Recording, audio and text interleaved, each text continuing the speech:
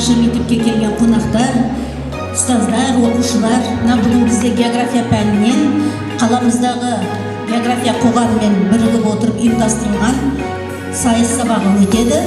Оған 3 мектеп келіп отыр. Қазір Сандуғаш Мұбараковна оны таныстырады. Сондықтан мына 3 мектептің командаларына ақ жол, сәттілік тілейміз.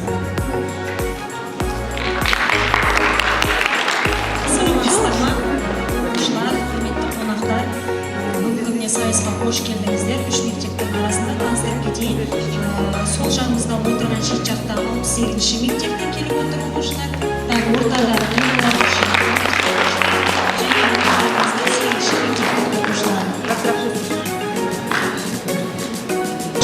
құрметті ұстаздар, бүгін бізде осы қазақ география қоғамында бірінші рет тұңғыш алғаш рет